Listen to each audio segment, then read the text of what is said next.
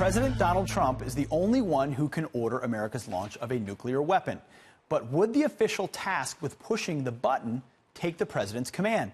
U.S. Nuclear Commander General John Hyten says they'd discuss all legal options first, adding someone can face life in prison for carrying out an illegal order.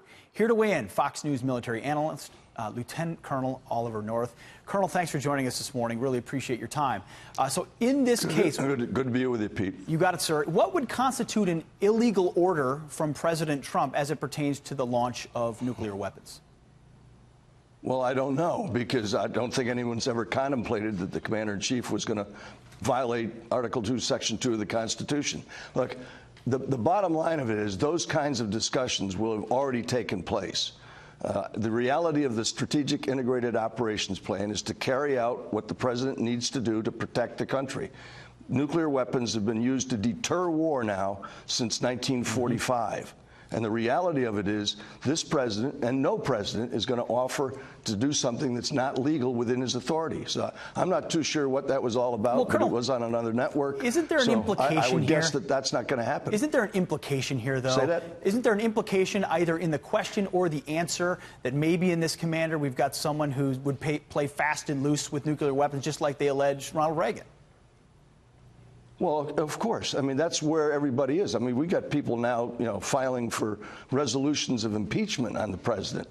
Look, the bottom line of it is the chain of command isn't directly to that commander. The chain of command is from the president through the Secretary of Defense, not the Joint Chiefs, by the way, and then directly to the commanders. And there's a triad of nuclear weapons out there to protect us. There's ground launched from ICBM silos. There are aircraft-launched nuclear weapons. And, of course, you've got the boomers. By the way, the boomers are under the sea, nuclear submarines with ballistic missiles aboard them. Absolutely. And the bottom line of it is no president's going to do something that's going to be violative of his constitutional authorities under the Constitution. Common sense stuff, for sure. Next topic, quickly, is ISIS. It hasn't gotten a lot of attention, the fact that the last Iraqi town that ISIS held has fallen. We've made incredible progress under this president against this vicious enemy. A, why not a lot of coverage of this progress? And B, how do we secure the peace, which we've failed to do so in the past? Look, ISIS is not gone. ISIS doesn't hold any territory anymore in either Syria or Iraq, but ISIS has not ceased to exist. By the way, when I was last out there about a year ago, reported on exactly that, because the Kurds were telling us ISIS may not hold any more territory, but it still exists as an ideological force to attract adherents and those people who will carry out the kinds of attacks we've seen all over Europe and in the United States. You can use anything as a weapon now.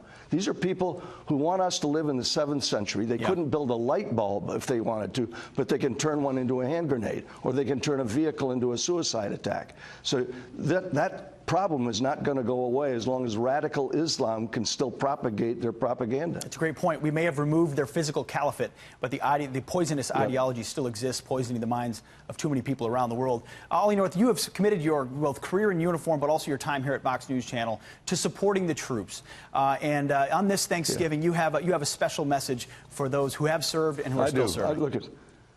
Pete, we do shout-outs this time of year. I want to give a shout-out to a very special person. He's an American treasure. He is a patient right now at Mayo Clinic. So pray for Admiral Jay Cohen, who has probably saved the lives of more U.S. Marines than any admiral since World War II, because of the things he did as the director of Naval Research Laboratories and making sure that the troops got the kind of armor that would protect them and the kinds of things that they'll need, some of which we can't even talk about, to deal with the enemy on the ground today and the ground tomorrow. He is an American hero, and that's my salute out for this Thanksgiving. Admiral Jay Cohen, you, sir, are an American hero.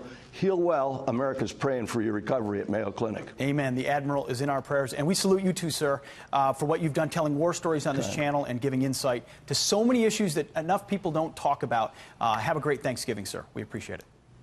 You too, brother. Don't miss tonight's War Stories. It's all about the Frozen Chosen. Oh, very cool. What better way could you spend a Sunday night? Love it. Thank you very much, Colonel.